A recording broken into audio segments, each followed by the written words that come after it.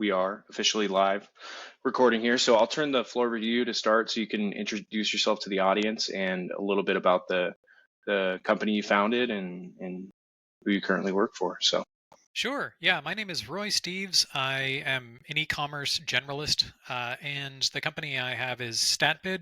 We're a search marketing agency for e-commerce companies.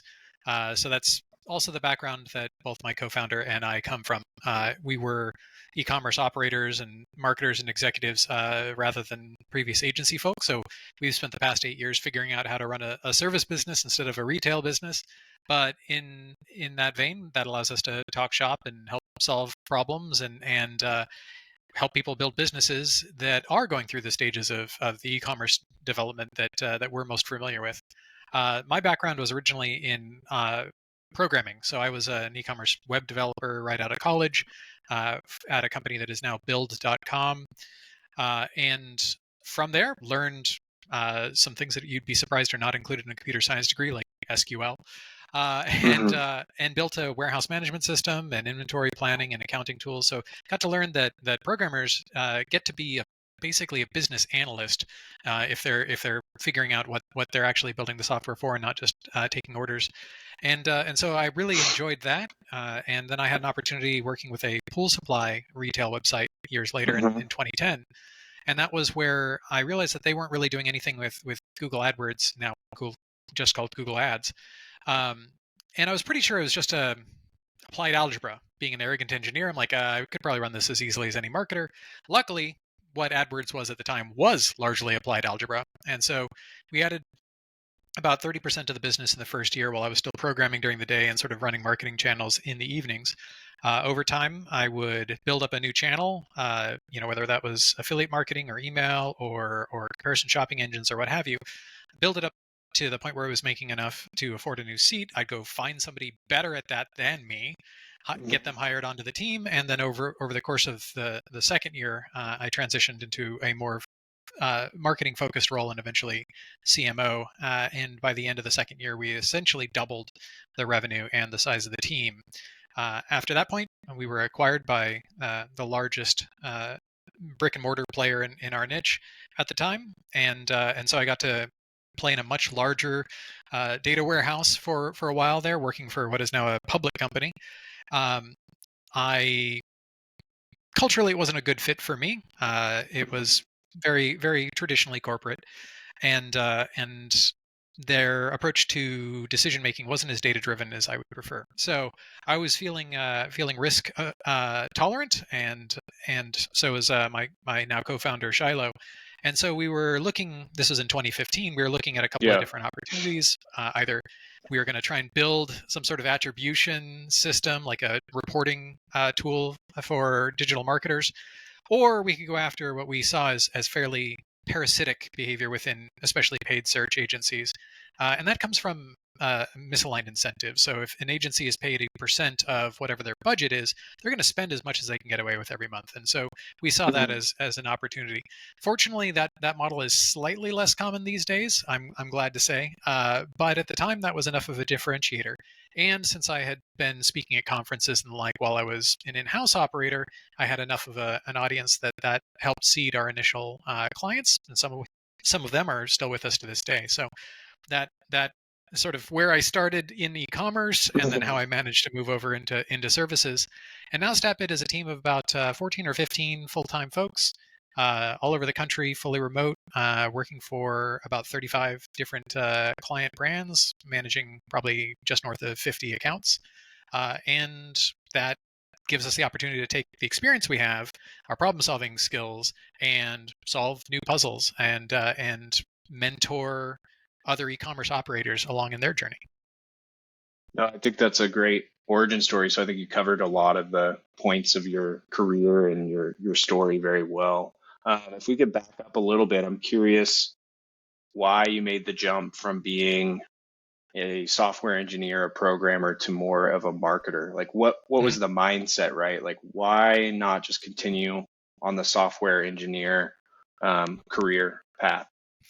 Well, at the time, I didn't stop doing that. So what I Mm. was really doing was looking from the seat I had, which was an engineer's seat, and looking at the business and going back to that business analyst first, programmer second kind of mindset that I got from my early days at Build. And I realized that the challenge wasn't they needed better software, they needed more customers, right? Hmm. And so starting from that really basic context and understanding the environment in which the business I was working for was operating, I could start to look for, well, what does it need as an organism to continue to grow and be healthy and successful? And it seemed like, and I dabbled with a little bit of like my own, before there was Shopify, own little platform, and had run my own little site, and so I dabbled with some of these tools. Uh, that's part of how I ended up with that sort of generalist background. So I knew generally like how the auctions worked in Google's Hmm. advertising platform, and that's why I was confident it was largely going to be arithmetic. And so when I saw that they weren't really doing something that I thought wasn't too tricky to figure out, it seemed like an easy win. And so I petitioned to my boss at the time. I'm like, hey, look, I'm pretty sure this is just, number crunching at scale, and that's something that I'm obviously gifted at. So why don't you give me like $500 and I'll figure it out on the fly, and then we can take a look at what the results are, and I'll show you what this platform is intended for. They had been throwing some money at Google before, but that was usually like manufacturer co-op dollars or something like that, Hmm. that they weren't their dollars, so they were sort of spending them more haphazardly than I would prefer. Now these were their dollars, and so they were paying more attention. Luckily, I made my diplomacy check, to use a now dated uh, tabletop role-playing game reference. um, and his response was, "Why don't I give you $3,500 and let me know when it runs out, and then we'll reassess." And that became just a treadmill of $3,500, $3,500, and then it was every other week, and then it was every week, and then it was like, okay, let's start moving tens of thousands of dollars into this pipeline.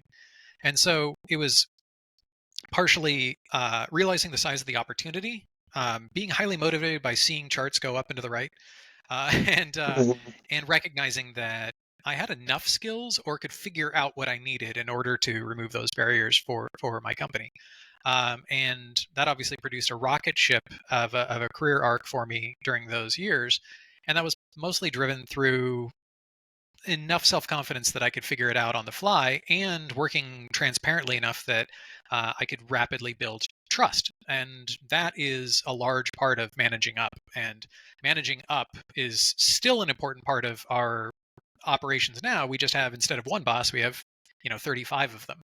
And so that translated from, okay, I'm solving problems at a data layer, to I'm solving problems in a slightly larger context, but I'm using the same kind of thought process to do it. It's just not code at the output, it's operations. Yeah. And can you clarify, were you on like the ground floor of when Google AdWords launched? When did it launch and when did you start working with it? Oh goodness.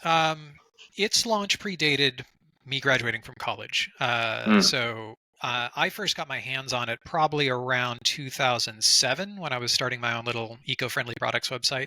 There was a spike around there of interest in like reusable water bottles, because Nalgene had some kerfuffle with bisphenol A, uh, and uh, and so we were focusing on reusable shopping bags and water bottles and things like that, and like driving a little Toyota pickup truck over to the factory where they were importing them, and then bringing back boxes and packing individual boxes out of a little office space that we had and everything.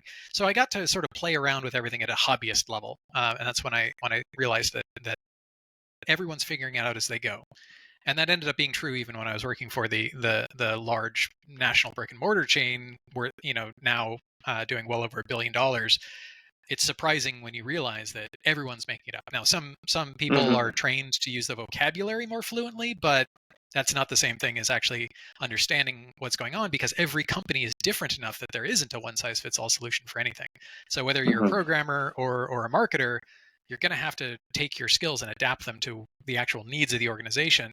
And those needs are usually not just what your boss is asking you to do, but thinking about why your boss is asking and getting ahead of that. Yeah. And so I'm curious, you truly figured it out all on your own, or was there a mentor or a resource that said, hey, this is how you use Google AdWords in the early days, or was it just all trial and error? It was heavily trial and error. By the early 2010s, there were some voices that were becoming influential, but for the large part, it was a wild west back then. Avinash Kaushik is still a fantastic presenter and writer and blogger, and he was one of the first to describe like multi-touch attribution in a way that I connected with. And so, if you're not close enough to e-commerce to get what that means, basically every marketer is spending money on a bunch of channels, and a shopper might come through and maybe they'll see a Google ad and click on it, and then maybe the next day they'll get an email or something like that. But there's a bunch of different touch points along the way, and taking a view of your business and understanding where those shoppers came from so that you can figure out how to correctly invest into those channels is the exercise of marketing attribution. And so that had been something that was largely using pretty old methodologies like uh, physical media, print, billboards, television, radio. These are all things that marketers have had to try and justify the expenses for a long time. So there are methods for doing that kind of measurement. They typically are slow or expensive or both. Digital marketing has an advantage of this immediacy and direct measurement that just wasn't the case for traditional media. And it was really sort of between maybe 2006 and 2013 that digital marketers were starting to figure those things out. So I was sort of in that mix, figuring those things out at the time. And the funny thing is, with the way that Google has changed the ecosystems, and with some of the changes like GDPR and privacy legislation, some of the patterns of measurement that we were using before those multi-touch tools were developed are becoming more relevant again. And so the wheel of time is becoming a bit cyclical, and so some of those same opportunities are presenting themselves. I was there during potentially an inflection point in Google's advertising history, but certainly not a unique one. Okay, I want to go back to another part of your story where, and I believe you said that you were feeling risk tolerant, and that's Yeah, why you decided to start StatBid, which when I first heard that, right, it seems interesting to me. Why were you so risk tolerant? And I guess that comes with confidence and maybe just some insight into that. Because when people, sure. or at least from my perspective, when you think about people starting their own business, it seems as though the feeling is that you're taking a huge risk, but it sounds like that wasn't the case for you.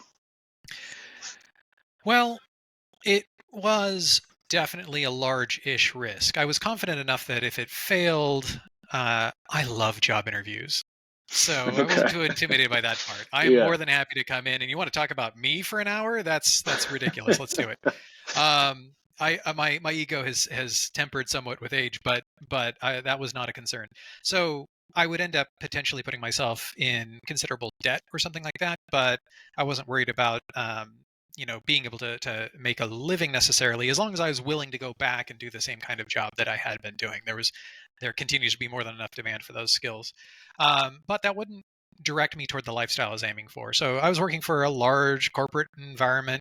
I had a shiny VP title and a decent enough salary. Like, there was no urgency to change anything, but at the same time, I wasn't also either making enough change happen within the organization. And starting in a company that was like 19 people up to like 45 people or so before the acquisition, I was accustomed to a certain rate of change. If we see an opportunity, we just go get it. And there Mhm. were very few barriers. Now you're in a bureaucracy, and I don't begrudge them their bureaucracy. When you have an organization of a certain size, some of that's inevitable. But culturally, there were challenges. So the uh, the anecdote that I use is there was once an emergency meeting of all the VPs and up, and it was in response to the fact that Walmart just raised their minimum wage to $15 an hour, and they were worried about the impact that would have on their brick and mortar store manager tenure. And my reaction was, maybe we're not the good guys here. Hmm? Mhm. So Mhm. that was Yeah. sort of like that, and like I presented just some of the most beautiful analysis that I ever created in my career, and they largely smiled, nodded, thanked me, and then ushered me out of the room. So they didn't take advantage of what I was there to try and bring. But I built them a net promoter score system that was collecting hundreds of thousands of reviews a week, and a semantic analysis engine that would allow them to categorize all of the open-ended feedback and stuff. My goal was really to leave it better than I found it. And I feel I did that because I still cared about all of those other people that came with me during the acquisition. I didn't have any ownership, but I built the team, still cared about the people. Those people had settled. It had been almost 2 years, so that we'd been pretty fully integrated. They were settled into their new lives in Arizona. And so I didn't feel obligated to stick around, and I certainly wasn't having the sort of entrepreneurial satisfaction that I had grown accustomed to. So pair that with on my personal life, no kids at the time, didn't have a house or a mortgage, and I was freshly divorced. You put all those things together, and that's about as risk tolerant as a 30-ish something person can get. And so I was going to start something, and fortunately, I had been put in contact with some of the folks at evo.com. We were getting our developers on the phone to like compare notes on site search implementations and stuff back before I'd left, before the acquisition even. So I'd started to have this relationship with a few folks in the Pacific Northwest, and one of those ended up being my now co-founder Shiloh, who had been president at Evo for many years, in fact, and we were just talking shop over some beers while I was up there at one point, and he was sort of feeling a ceiling where he was at as well. He was at a different point in his career, but ended up in a similar sort of opportunity space, similar tolerance for risk, little less than mine. So I went full time before he did, but that allowed us to sort of stagger those relative costs. And when you're starting out small, it's harder to add new roles than as you get bigger. When you're at 100 people, that next person is 1% change to your wages and your the cash flow you need to manage. When you go from 1 to 2, that's 100% difference. And so those stair steps were pretty big back in the day. So I I actually didn't plan my exit as cleanly as I'd intended to. I was having morning meetings every Wednesday with my immediate boss, who I had worked for before the acquisition, and he came in as a higher level executive, and we were both sort of trying to figure out how to navigate this new corporate environment. And one day, it just I'm not much of a morning person, and he is, so it was like 7:30. The sun had just come up. We're at a cafe in Phoenix, and I said, you know what? It's just not fun anymore. And I could feel the words coming out of my mouth, and you just can't put them back. And I'm like, oh, in for a penny, in for a pound. Guess that's on the table. And he wasn't going to chase me out or anything like that, but that that showed my hand. And since I was already trying to replace myself on the role, that crystal, he's like, oh, I get it now. That explains this, this, and this, and this. And so we had a really amicable sort of transition period, and that allowed me to move into going full time. But I didn't have the full revenue to support my salary needs at the time. So I took a page that I don't recommend anyone else take from Kevin Smith's history.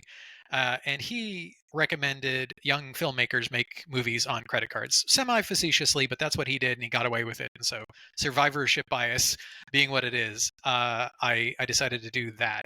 And I'm still dragging around some of the bruises from that decision, but here we are. StatBid's happy, healthy, and growing, Yeah. and we were able to build more of a lifestyle business than that corporate environment was ever going to allow. So now I could go hiking on a Tuesday when the trails are empty, and as long as I'm getting my work done that week, that's not a problem. That was sort of one of the initial impetuses for the transition. No, I think that's amazing. But are you comfortable going into more detail on that? Or when I think about it, right, Sure. I would imagine, okay, you're going full time. It's just you and your co-founder. He's still at his Right. job.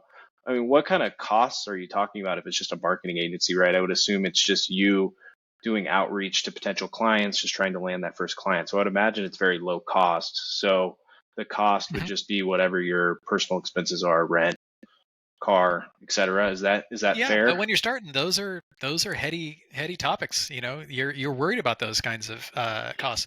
You're absolutely right. I didn't have any additional overhead beyond just my living expenses, but if each of my clients is only bringing in, $1 or $2,000, which is sort of the weight class that we were starting at, you Mm. need a few of those to make rent and eat food and live indoors and all that. And so there, I had my, here's my number, here's my absolute hard cost, and I just put it on a whiteboard. And I had my entire runway, and so that was what little cash I had, what available credit I had, summed together, uh, and then divided by my daily or monthly burn rate. And so that's something that I had basically taken out of the playbook of Tim Ferriss, who wrote The 4 Hour Work Week. Though it Hmm. came out in 2007, it's a little dated now, but it rocked my world when I first read it, probably in 2012. Uh, and uh, and that idea of all I need to do is every day leave that runway one day longer than it was yesterday, and I'll never auger in. So I sort of had this aviation metaphor in my head of if the nose ever gets above the horizon, then I'm fine. We can reinvest and do whatever we need to do. But as every day that the nose of the plane is below the horizon line, I know I'm on a finite amount of time to get this thing turned around before the catastrophic failure that I was looking to avoid. So that's a hell of a motivator, as it turns out. Hmm. Um, and that's the kind of level of risk that I was comfortable with then. I don't think I'd do it that same way again right now.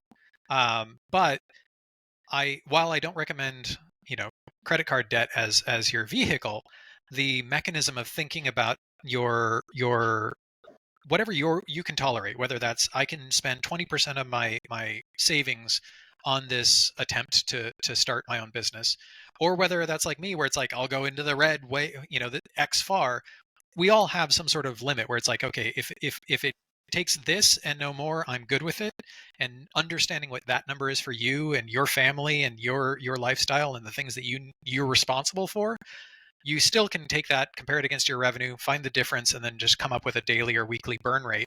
And then your job is just to get that runway long enough that it outruns your burn rate. And that starts to crystallize a lot of the arithmetic, in terms of, Hmm. here's how many conversations I have to close this many deals to cover these expenses. And very quickly after you get you're on your feet and starting to move, you start going, okay, well, when's that first maybe part-time hire that I can try and make, or some other capacity expansion? And from there, you're always going to be in some sort of combination of building capacity or selling that capacity. And we're at about, in round numbers, about 2 million in annual revenue right now, across all of the accounts. And we're still very much in one or the other of those two modes. And I think that smooths out, based on conversations I've had with peers, at about double our current size. But imagine rolling it all the way back to the very beginning. You really have to decide where you're putting your time. And for me, dividing my attention across those two priorities is not how I'm wired. I need to be able to really pour myself into one thing at a time to get as much done as possible. And so for me, it was, I'm going to build these systems and processes that allow me to relatively easily manage as many accounts as I can without letting the quality of execution slip. And then once I'm there, I'm going to try and fill that capacity with as many clients as I can attract that are worth working with, and I can help. And then I have more revenue, and then I'm temporarily more profitable, but stressed out because now I'm over my own capacity. But the system can work. Then I just need more hands. Then I bring in the next person. We overextended a little early on, but that was because we had the luxury of knowing some fantastic people. So as non-compete and non-solicitation agreements expired, we basically cherry picked, whoever was the best that we could think of from our past lives that was also considering making a change, at least. And so we brought in some pretty talented folks early on, probably underutilizing their skills because we were all working as account managers, and these are Hmm. folks with managerial experience like me and Shiloh. And so we were a little top heavy early on, but the moral of that part of the story is that if you have enough momentum and enough of a vision, you can get talent to coalesce around you. But the financial stair steps remain a bit of a challenge. And so sometimes, there were lean times that affected my personal take-home pay, and eventually, we got enough momentum that those kinds of short-term risks are somewhat mitigated. Now we're always looking on a more quarterly or annual kind of horizon line for threat detection or identifying opportunities we want to pursue, where it was day to day, week to week there in the early days. Yeah, no, I think that's interesting. It gives me a good picture of where you are and where you're headed. I want to kind of go back to you taking on credit card debt to essentially fund the beginning of the company. And so Sure. just to clarify, did you have savings, but you said, hey, I don't want to go into my savings to fund this. I'd rather take on debt. Or was it that you didn't have savings? You said, I don't have savings and I'm willing to take on debt because I know I can get another job if needed. I had a small amount saved up, maybe 8 or 10 grand, which is Hmm. more than some people may be starting with for sure. But I had no further retirement savings or emergency savings. That was the emergency savings. Hmm. Um, and it was probably honestly left over from like a moving bonus. That number wouldn't quite line up with that, but there were financial incentives to make the move to Arizona during the acquisition, and so I had some of that. I'd mentioned I was freshly divorced as well, so there Hmm. weren't a lot of resources in play. What I didn't have in resources, I had in flexibility. I could live cheaply if I Hmm. needed to, and the like. And so I rented a room from a friend of mine who was also on my team. That's not the first and only time that I ended up having a roommate that was my own employee, but um, it that sounds like it could blow up, and it was lovely each time. So I was okay with renting a room in a house that my friend was renovating himself. So it was a chaotic environment. Just like towel under Hmm. the door to keep the dust out and stuff. But I mean, I look back on those days with nostalgia, and not with dread.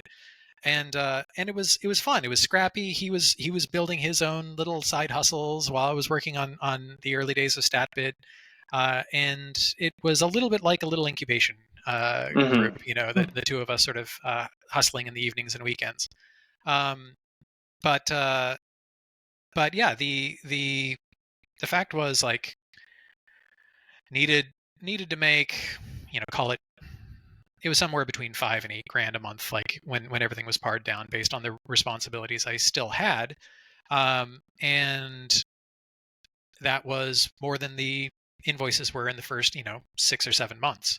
And so Yeah. that deficit had to come from somewhere, and that accumulated on balances for me. Not a great solution, but it did allow me the flexibility to put more attention into it sooner. If I didn't have that flexibility or risk tolerance, that would have just made things take a little longer. It wouldn't have really prevented me from doing it. It would have just been, maybe 6 months or a year longer before I could go full time. Um, and that's without taking my eye off the ball on my day job in the slightest. Like that was really important to me. Was if I was going to make this switch, it was because I no longer felt like I could divide my attention and time responsibly. I respected my direct boss considerably. I saw the opportunities that the company had, and I still wanted to be a responsible steward of that. And so it worked out pretty well that at the point where StatBid was going to need more of my attention, it made sense for me to do whatever was necessary to sort of flip that switch. But I was a bit um, impulsive at the time, as that Hmm. conversation with my boss reveals, and so that forced my hand a little bit, but it was the right time, even if I didn't have the right resources in place. So, if you're looking at an opportunity and you're excited about it, use that enthusiasm as a substitute Hmm. for being able to allocate all of your time to it.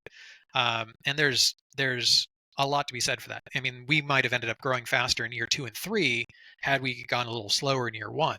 No way to know now, but I'm Hmm. just highlighting that as a way of saying I'm not advocating doing it that way. However, if you were in the similar kind of like risk tolerant headspace that I was at that time, what resources do you have that you could pull into play if you just needed to bridge, a period? And for some people that might be selling assets. Might be another side hustle. Maybe you can do something part-time instead of your full-time job that helps sort of close that gap. Maybe you're not putting in 40 or 50 hours in the day job, you're putting 20 hours into some other thing that's helping pay rent. That opens up all kinds of opportunities. But I knew that I personally could probably get enough consulting work to get that across the line. And so we did do more consultative services early on, because it's harder to say no to any kind of income when you're at that early step. Now, we were building effectively a service business. So if you're building a SaaS or something like that, while the development process is still going on, there's no urgency. You don't necessarily need to be in there full time. But if you are the product you're selling, as was the case for me, then it becomes a little bit more of a zero sum game. Would you have done it differently if you could go back in time? Like the way I look at it, right, is I think in a Sure. perfect world you would have 12 months, sorry, not years, 12 months of living expenses saved up. And so that way you Mhm. could say, hey, I have a year. I have a year to make this happen. I'm not going to take on any debt to do it. I mean, do you resonate with that, or would you have Oh done yeah, it? that'd be lovely. But But, I have never had that in my life. I don't have that right now. but So it, it it, hasn't been a priority to make that a reality though. So take that with a grain of salt. I don't second guess any of the financial decisions I've made in the past several years in terms of reinvesting into the business that puts me in that position. But the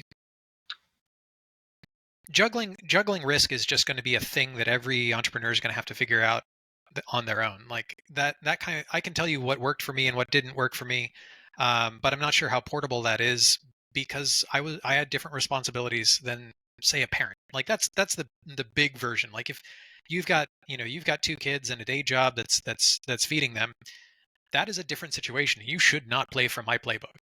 If I were to go back and do something differently, it would probably continue to be tightening on the expenses. Um, Mhm.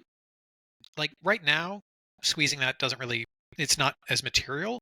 But back when you're running off of just a few $1,000s a month to cover all of your discretionary spending, if you can take food from $1,200 to $600, that is a big difference. That just stretched your food budget out several more months. And so, I might go back and try and do some things like that. But at the same time, you can't save your way to greatness. That's one of the quotes from from the last CEO I worked with, that did resonate with me. And so I don't think you need to wait until you have a year's worth of savings to do anything. You just need to decide what that transition period looks like. And for me, I need to put as much of my attention to one thing at a time as I can. It's just I can't multitask the same way that somebody who juggles a couple of jobs, or I don't even think I could go back and do the kind of consulting work that I was doing then, just because of how my brain is today. And so it depends on what your capacity is. If you can juggle multiple clients, and that's fluid and smooth and easy, and you can switch from one conversation to the next and not get mixed up which Kevin you just talked to, then you're going to have an advantage that I didn't have. And you should absolutely just use consulting to pad your income early on. If you're like me and that's not a great option, start working on the fundamentals of the business, even when it's small and not taking all your time, and just focus on getting that flywheel spun up. The growing snowball is another classic metaphor for that. And so every day, uh, even if you feel like you're beating your head against a brick wall the whole day, as long as you advance something so that it's better than it was yesterday, that'll accumulate. And nothing is more powerful than gradual change over time. Water on the stone is way more exciting to me than raising funding and getting a VC round. So like that's the other direction you could go. Is there are people with more money than skill, and they're called investors. And sometimes you can consider whether you want to bring in whether you want to invite Dracula in or not. And that metaphor is not fair to all investors, but fundamentally, investors are not founders, and so they're going to want certain performance from you. If you're comfortable with that performance and they can help you achieve it, awesome. Our goal was to get to hike on weekdays. So I didn't want to have an investor breathing down my neck to hit certain performance targets. So because my priority was not just the financial success of the business as quickly as possible. I made decisions that facilitated what I wanted out of the business, and that's really how that came about. Yeah, so I feel like you do have a bit of a different philosophy, and I'm assuming here, but maybe you can confirm, is that kind of your personal finance philosophy as well, is living the lifestyle that you want? Because I think about a lot of entrepreneurs, right? And or at least from my perspective, if you want to build a business, it's because you want it to generate a lot of cash flow or money that you can pull out, or you can create something that is very valuable that can be acquired. So therefore, Hmm. you make a lot of money. It seems like you have a bit more of a balance. Like, hey, I want to create a long-term sustainable business that I can pull enough money out of to support the lifestyle I want. Is that fair? Yeah, I think you're right in calling out that I'm a bit of an oddball on that front. But I have two sort of formative stories that sort of illustrate how I got here. Um, I I always admired like entrepreneurship as a little kid, and so I was participating in like business club and all that stuff. But it wasn't until college that I realized that business founders are looking to do something that involves exiting the business. I had always sort of had this: you build the business, and then you're this tycoon that runs that business forever, and Mm-hmm. it hadn't really occurred to me that M&A was a thing. Like it Mm-hmm. just that was a Wall Street thing in my mind, the movie and the place, and so when I had the privilege of joining a class taught by a former professor that had then started a software company, made millions, sold it, and then came back and as a volunteer adjunct faculty member, he had a class that he organized with the dean of the college I was at, called "How to Run a Technical Company," Mm-hmm. and it was at 6 o'clock in the morning, and attendance was perfect the entire semester. Like Wow. it was a gold mine. But it blew my mind when we were he used his networks within that town to we had teams of students, and those students would then go and basically work on a research project on an entrepreneur within that town. And when we were interviewing the entrepreneur that we were assigned, and he was talking about, well, yeah, maybe I'll exit another year or two. That sounded like a betrayal to me. I had no idea that was a Hmm. normal course of operations. I'm like, you're abandoning your people? Like what is? And I just didn't have any context. I was totally naive. And you can still see some fingerprints of that in the way that I approach things today. Like M&A is much more strategically interesting to me than a financial outcome. Like if we came across another organization that complemented us and we could all accomplish more together, that doesn't have that same sort of weird, off-putting feeling that I got from him treating his own, in non-parent terms, his child on the slab. Is like it was just totally alien to me. Hmm. Um, and so that was part of it. And then the other piece, the other anecdote, was much later when that pool supply company was going through the due diligence with the national brick and mortar chain, and I was working 80 to 100 hours a week for like 3 months, working 8 to 8 uh, on normal work, and then from 8 p.m. to midnight on due diligence stuff that was still under, lock and key, and you had to sort of manage information. And that burned me the heck out. So Yeah, I burnout can is a hell of imagine. a thing. Yeah. So I came out of that going, that's not worth it. Like, I don't care what you pay me. That wasn't worth it. No, Hmm. not that again. So I was going into it going, I was tired of helping make rich people richer and wanted to make something that more fit me. And I think, over the past 8 years, I've had pretty good luck at doing exactly that. We have the flexibility of being a fully remote team from day one, and we have a mental health day every month, so you have a 3-day weekend, every few weeks. And these are little considerations. We start people at 3 weeks of vacation instead of two, and there's the seniority things aren't quite as draconian. And these are all side effects of, well, what would we want out of a company we were working for? Hmm. Well, we have the authority to at least try and make that happen. And every plan suffers with with slamming into reality, but it's still, back to the water on the rock. If we can make a small improvement every day, over years, that adds up. And our approach has been really focused around avoiding that kind of short-termism. How do we hit our numbers for the quarter? You have to maintain a healthy business, but the more that we can think in terms of the long-term change that we can affect, the more satisfying the work and the more effective it is. Yeah, I think that's a unique approach. Would you say you're in the minority when you think about? Yeah, Okay. absolutely. Well, Yeah, most founders, I mean, most founders I know, I don't know whether they lacked that naivete when they were young or they would just not admit it. But every founder I know now, even if they love their business like I do, are realistic that at some point they're going to want to retire, and what does that look like? Or they're going to want to change to do something else, or they're going to hand this business to one of their other partners.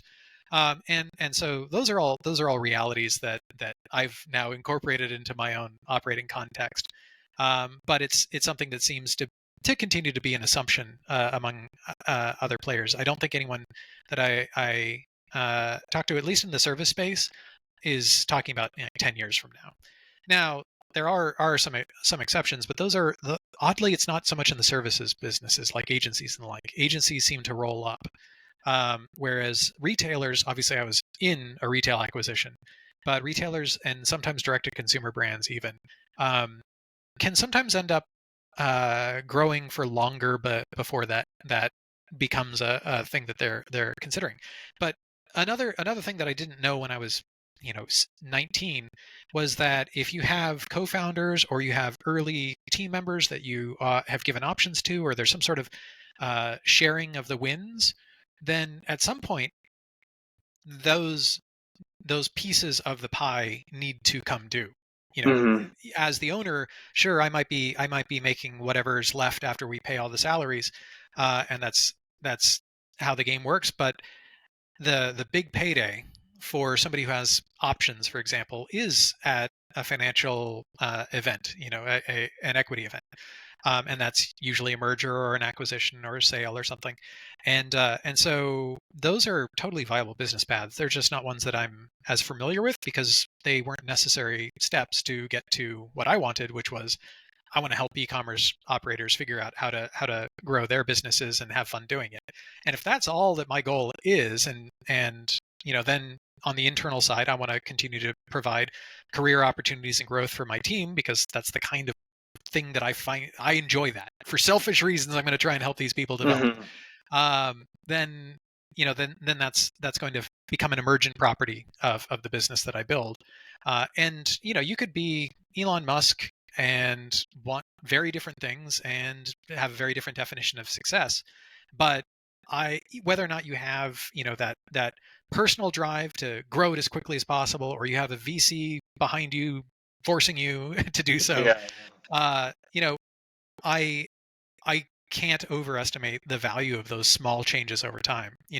Anytime somebody's like, "Oh, how do we make this go viral?" or something like that, that implies a fallacy. And while you can do things to make things grow quickly in any kind of business, it comes at some other cost beyond financial, and you have to make those decisions accordingly. And for us, we do everything we can to take care of our people, and they in turn do good work for our clients. And then I get to go talk to our clients and hear how great the team is doing for them. Mhm. And as a founder, oh, that's the best. And so, is it working? Is your strategy working? I know earlier you mentioned that 14 team members, you're up to $2 million a year in recurring Sure. revenue. If you're comfortable with it, are you willing to share margins? It sounds like obviously you've been doing this for a long time. I would assume that you're making money doing this. Oh, I mean, we're in the black, but I mean that's by design. I would We're totally typical for an agency, so that margin ranges from maybe 15% to 30%. And Mm, the thing is, if it's below that lower end, then you have a hard time investing. And so, like, if you're down at like break even or just a few percent, you're going to have a hard time opening up that next seat to hire the next person you need. And so mhm, you need to maintain some financial flexibility there. And if you have a really good quarter, it's nice to have a windfall as an owner. But at the same time, we set up a profit sharing plan because we want to share that win. Um, month to month, things are fairly variable for us. And that is entirely back to that stair step, whether we're investing in the operations or whether we're actively growing our portfolio. And since we tend to focus on one or the other, which quarter you ask me the question is going to swing that. But we're within those typical ranges almost always. And that has allowed us to maintain um, the quality of life that we're aiming for. Like, I would always love to pay the team more and pay myself more. Don't get me wrong. But if I am going to have to overload the team and start risking burnout to get there, that's not the right path. And so we do our best to try and balance all of those variables. And it works really, really well for our team members that say have to pick up their kids from school at a certain time, Hmm. or somebody who's caring for a family member, and all these little things that would be difficult if they had to go into the office for a regular job with a boss looking over their shoulder. We just need to make sure that we're hiring and training adults that can work like adults uh, and produce the output that we need them to produce. And as long as that's happening, we're able to sort of go with the flow to some degree on that. And that's partially because we are happy to grow slowly so that we can continue to make sure that our quality of execution remains high. My obviously any reasonable business person fears ruining the business, going out of business somehow, something changes, something breaks. But the more realistic and higher probability is growing too fast, and then your quality of execution starts to crack, and that can take your reputation with you, and then one can lead to the other. And so I'm more wary of Hmm. growing really, really quickly than I am of worrying about like some sort of overnight catastrophe. Hmm. But that's also because we're not doing an RFP for a $2 million contract with one IBM.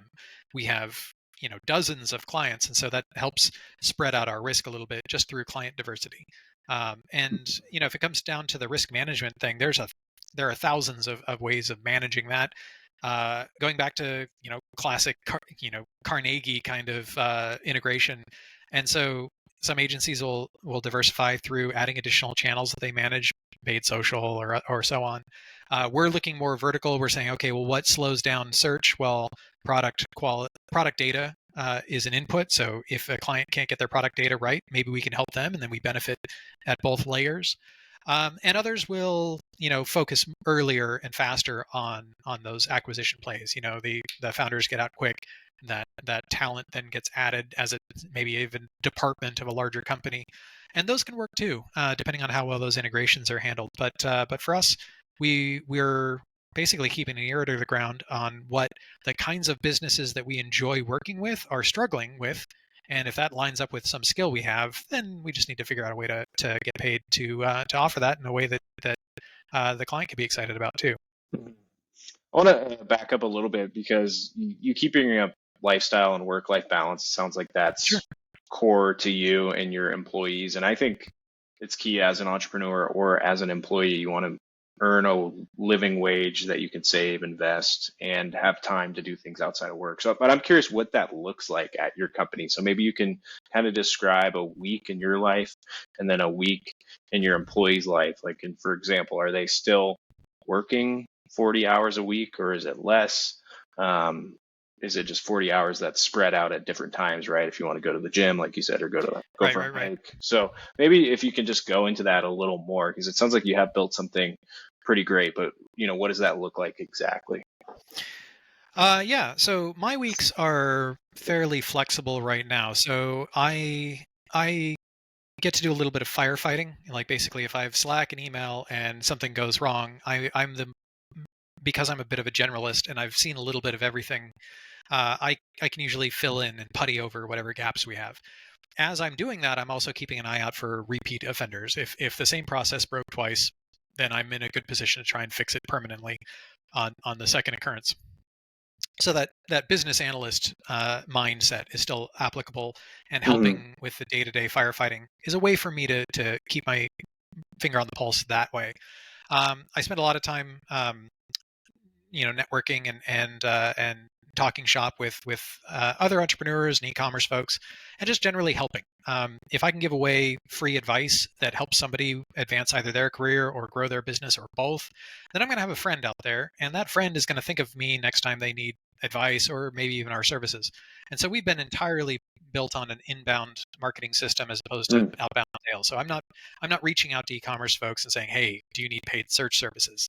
I can't imagine that call working from either side of the phone. So it's not a priority for me to figure that out.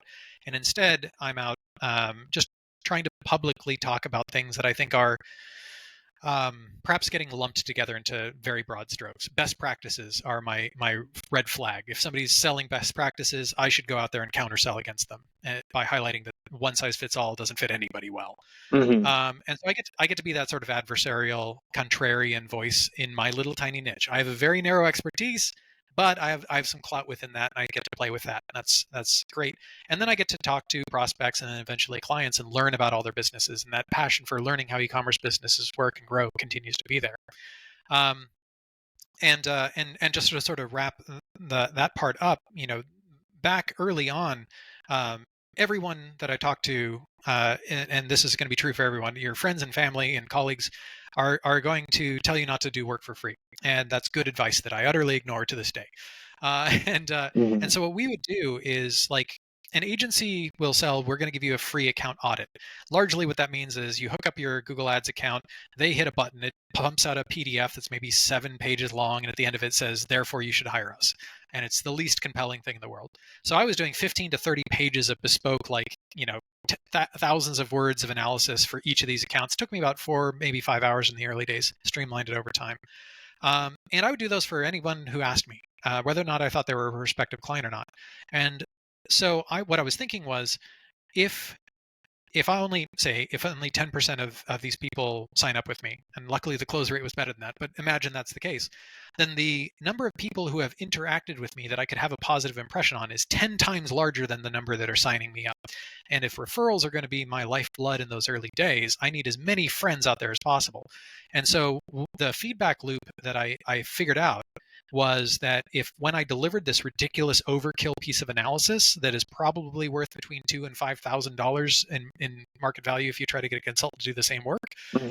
uh, for free, and then I just said, and if you found this document valuable, a LinkedIn recommendation is worth its weight in gold to us at this stage, and that would then capture a LinkedIn recommendation, which is easier to get than a testimonial, and it doesn't work as well for a company because LinkedIn hasn't connected the dots and realized that they should keep Clutch from eating their lunch.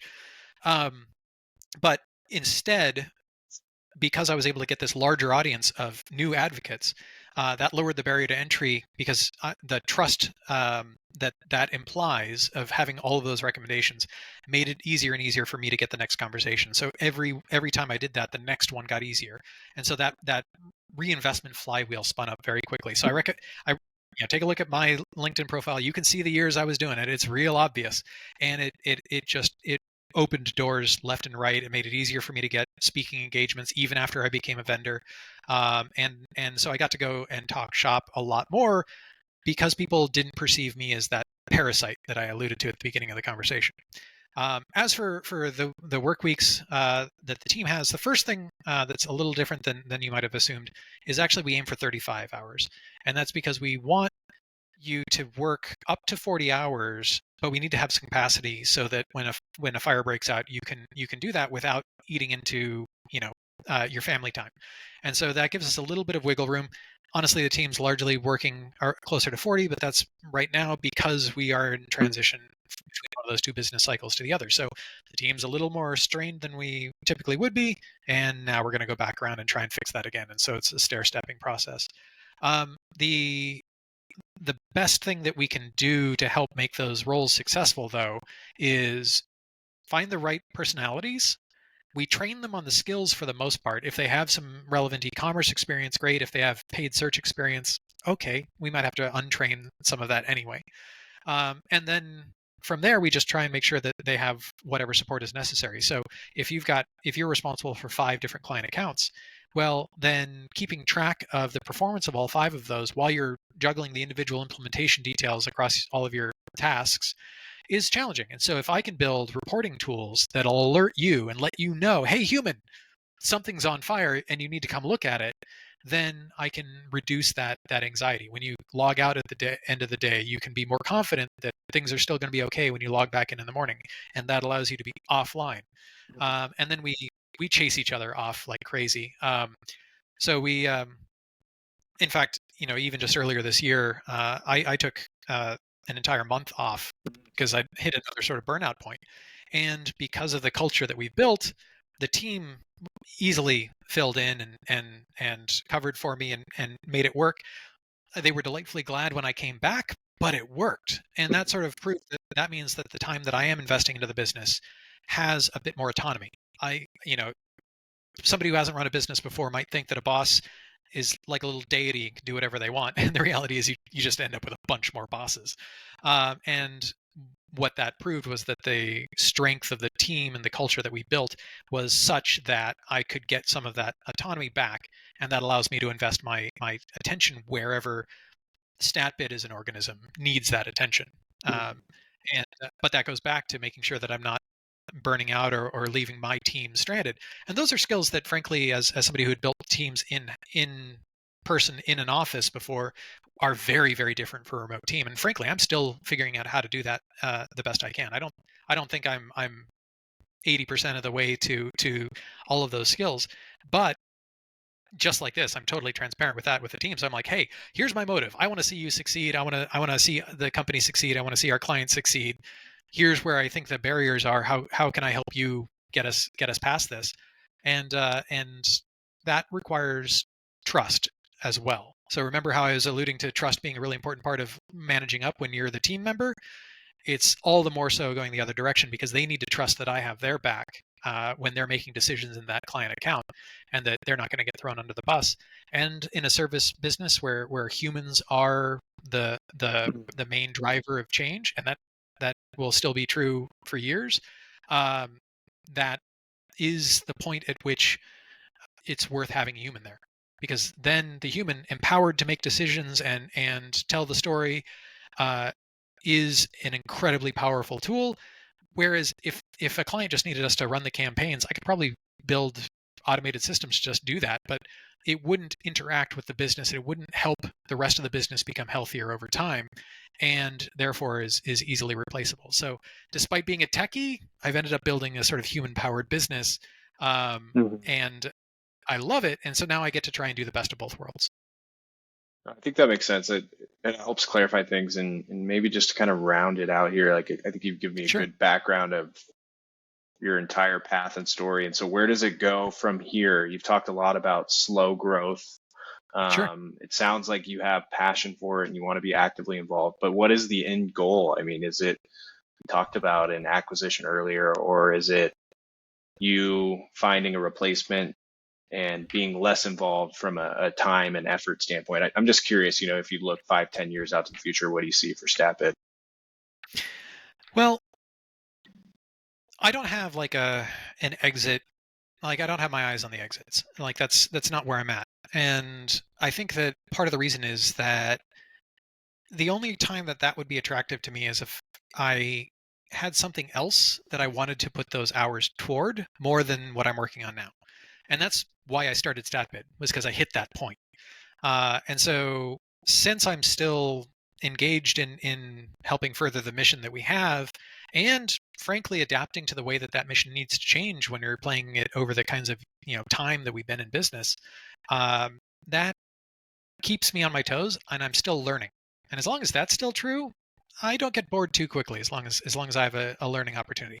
If I'm just grinding on the same thing over and over again, that burnout starts to rear back up. But I've been able to build a team around me that uh, thankfully either takes that off of my hands or eliminates the Mhm. need for that piece of work to begin with. And that frees me up to say, well, what if I want to do more video production content? Well, fantastic. StatBid could really use me doing that to generate more inbound inquiries, right? Well, what if I want to do more writing or blogging or interviews on podcasts and things like that? Wherever I'm excited to work is going to be where I'm going to be the most effective. And I recognize that's true for the team as well. Now we all have fixed responsibilities, me potentially less so, but perhaps a wider umbrella. But anyone who's sort of running into that kind of like, I'm starting to get a little burnt out, you need to understand that the cause of burnout is a separation between the effort invested and the apparent reward. And so, like, annual bonuses are the dumbest thing a company can do because it's so separated from the point at which they're making decisions that might then get them a bonus 9 months later. It's Hmm. nonsense. And so, for me, if I'm working on something where I'm a little bit excited about figuring out how it works and fiddling with it, that itself is a rewarding cycle. And so, if I can find something that benefits StatBid and has that kind of sustainable personal energy for me, then there's no reason for me to consider an exit. Um, the where that would change is, if I was looking at retirement and I'm not in that decade yet, Yeah. um, or if there was, some other opportunity where I thought that, 2 plus 2 could be 5. We could really drive some exciting things together with another entity, then that could be fun. But if I was protective of a team that I'd helped built that I had no share in the company that it was for, imagine how protective I am of a team of people that are a part of a company that I have, very much a lot of my DNA in. And so that's always going to be a consideration because I want them to be successful as well, and I would under no circumstances take a check and leave them, burnt and high and dry. And that there are plenty of opportunities that we just pass on. When you get to a certain scale, you get a lot of inbound inquiries like, "Hey, have you ever considered exiting your business?" Da da da da da. It's just like half of LinkedIn, uh, and and so, like, those kinds of things are just not exciting. Like, sure, the multiples probably wouldn't be financially exciting enough anyway if I was looking at it with a mustache twirling greed. But realistically, if my goal is to try and leave things better than I found them, help people I care about become successful, and enjoy a lifestyle that is sustainable and worth it for me, then I'm going to keep doing that. Whichever tools and opportunities I can assemble to further those goals, that I'm flexible on, but Hmm. not everything is quite as negotiable. Yeah, no, I think you make some good points. I think first, right, if you were to exit and you're not working, what do you do, right? You have to fill your time with Mhm. something. And then second, it sounds like a lot of it's very selfless for you, mission driven, helping others. And so, and third, you have the lifestyle that's sustainable. So why not continue doing it? So I think that makes a lot of sense. And maybe we can close out here. I have two kind of close Sure, out questions. And I'm thinking about entrepreneurship, right? And I've interviewed other founders that are maybe more SaaS based or more tech based and they're building sure. this product. But obviously, you're an entrepreneur as well. You just went the service based route from an ad agency, a marketing agency standpoint. It's just a different Yep. vehicle. So, everything that you know about your path that it took to get here in the industry that you're in, would you recommend anyone out there that's thinking, hey, I want to start my own thing? I don't know what it is. Would you recommend that they explore starting a marketing agency, an ad agency, whatever that looks like in 2023? Um, the timing would be interesting because I don't know what the next couple of years are going to look like with the changes to the marketing platforms and the measurement tools all changing. Google just shuttered Google Analytics that everyone had been using for more than a decade and replaced it with Mm, something that is frankly not an equivalent. Google continues to take tools away from marketers to give them the black box that allows them uh, to maximize their profit. I mean, they have a fiduciary responsibility to their shareholders, but that's indistinguishable from sociopathy. And so there's always going to be a role for somebody who is acting as the responsible steward that helps dissolve that conflict of interest between what Google's saying is best practices and your checkbook. So mm, for me, it's less about going into digital marketing because I would have just been as happy doing something in SaaS development or the like. It's more about, like, what am I excited about? Like, when I go to conferences, when I was just a CMO to Pool Supply website, what were the conversations that I was really excited about? And for me, there were a couple of flavors of those, and one of those turned into what I built StatBid around at the beginning. Um, and it's that curiosity. You have to care about it, or you will not do something that anyone else is going to care about. And so when I hear somebody like, "Oh, I have an idea for an app," um, and they're like, "I think I could do this and this and this, and maybe I can make some money." If that's the entire motive, good luck. It hmm could work. It might not. Uh, Hmm. but if it's something like there's this thing that I love doing, that I love talking about, then you can probably find a way to make a living with that. And if you can make a living with it, maybe you can train somebody else or build tools that allow you to handle it at scale. And there's nothing there's nothing saying you can't be a successful standalone consultant. Like if you have experience, like even if you've never managed other people, but you are the best at the thing you do, well, there's probably other people that could benefit from that experience, and you could find a way to take advantage of that opportunity because your experience is unique.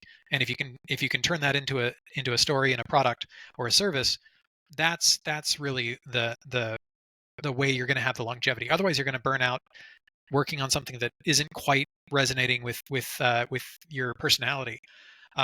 So I would say marketing is definitely interesting. It's going to continue to grow. E-commerce is going to continue to grow, whether that's on Amazon or off Amazon. Both are still growing, and so I'm bullish.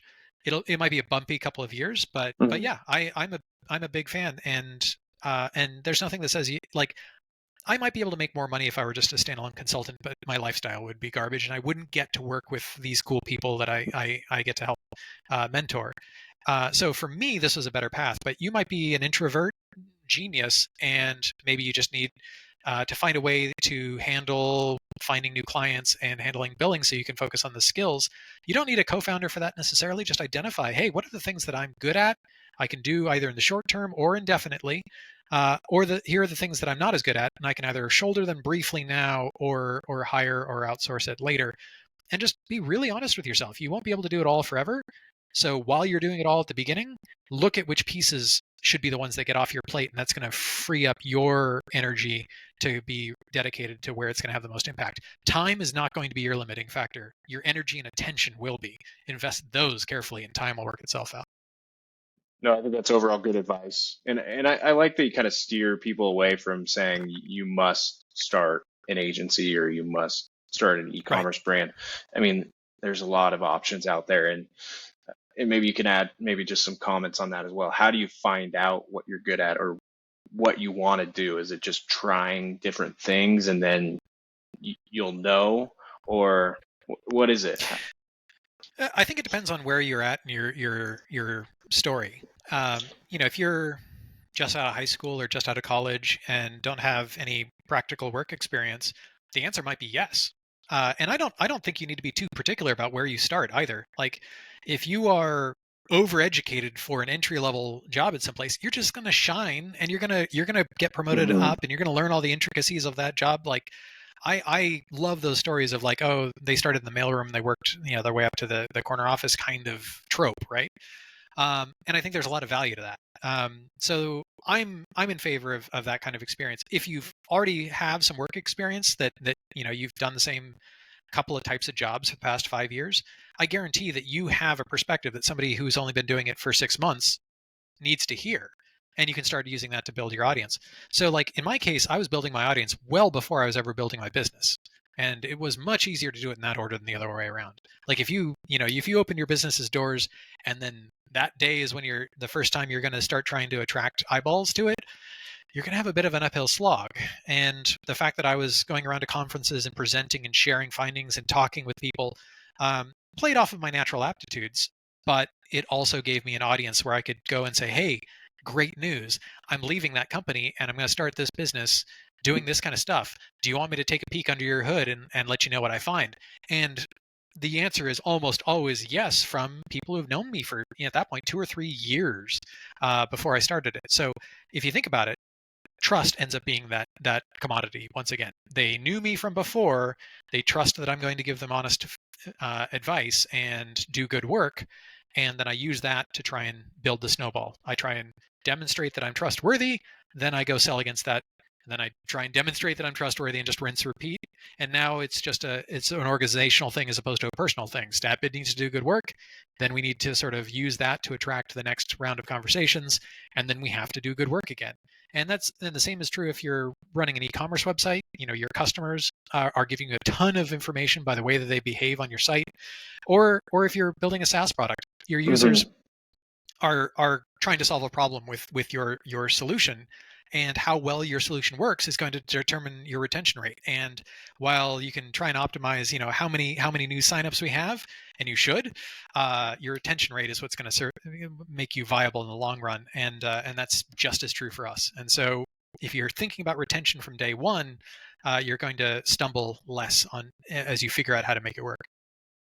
No, I think those are all valid points. I want to end with one thing because I think you know a lot about this sector, right? You focus specifically on e-commerce, and Sure. I'm just looking at it from a consumer standpoint, but I feel like it's Right. gone in this crazy direction with TikTok and Temu and all these drop shipping ads and everything, and a lot of Right. products that don't necessarily provide value to your everyday life, right? And it's a lot of people that are just saying, hey, I can advertise for cheap on TikTok. I can make margin on this. I'll make a quick buck.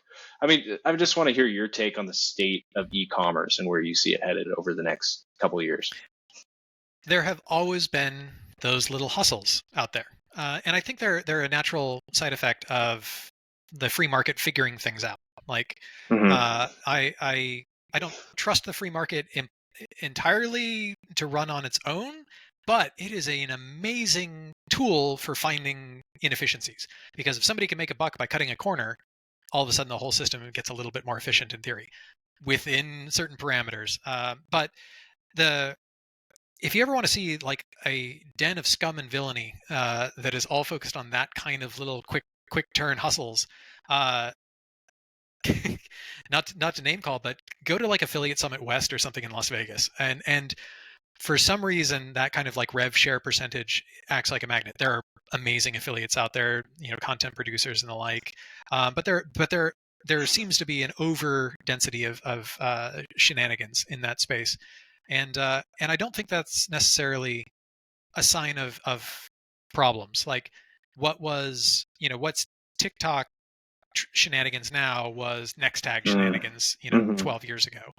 Um, Rather, those are always going to be small players. They're never going to take whole percentage points of e-commerce, let alone overall retail, right?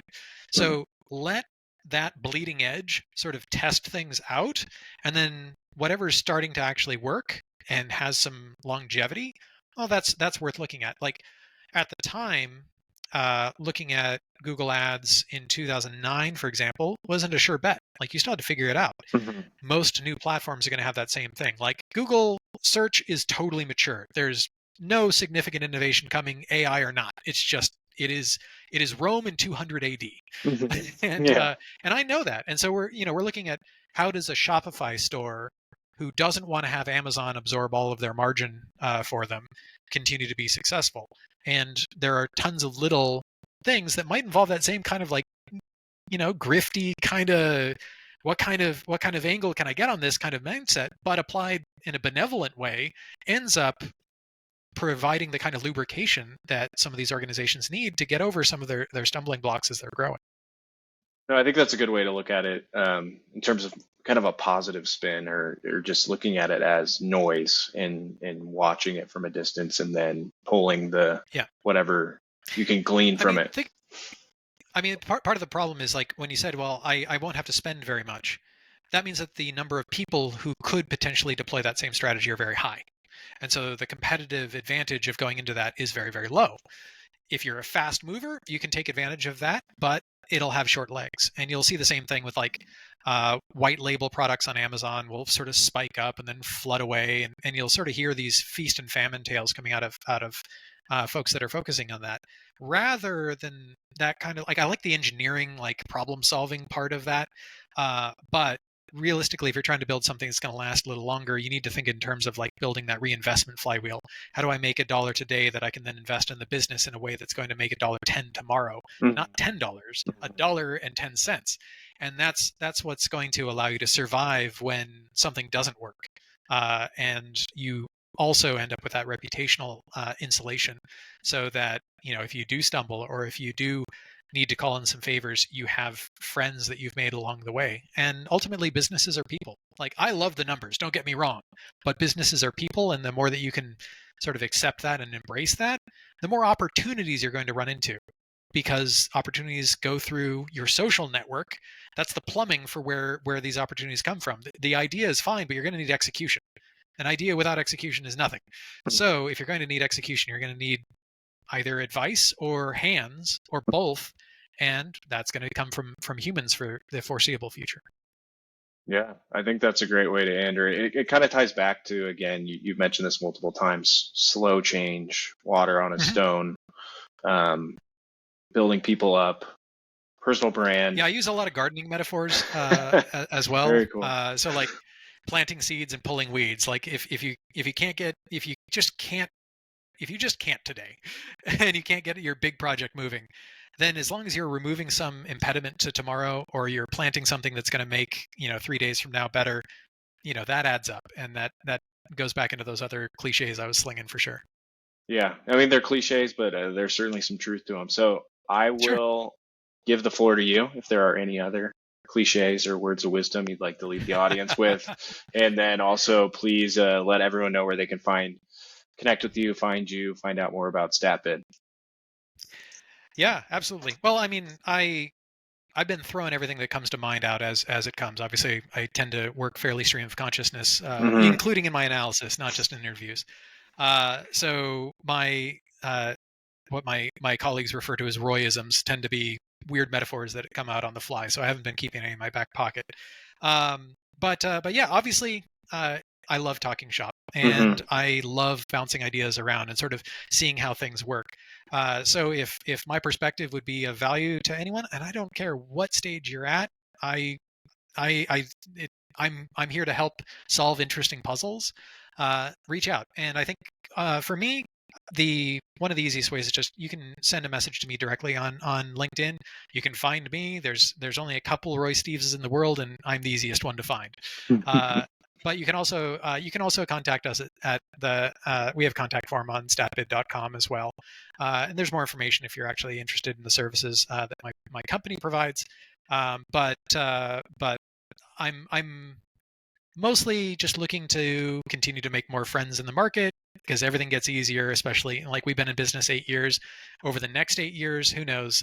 Somebody who might be just starting in their journey uh, might have a conversation with me next week, and if I can help get your next 8 years on the right track, that sounds super fun to me. So yeah, definitely reach out to me on LinkedIn and or find me via StatBid. Sounds like a plan. And all your contact info, everything will be in the description. So, hey, I appreciate you taking the time. I enjoyed the conversation. I learned a lot myself. And so take care and best of luck. Step in. All right. Thanks so Thanks. much.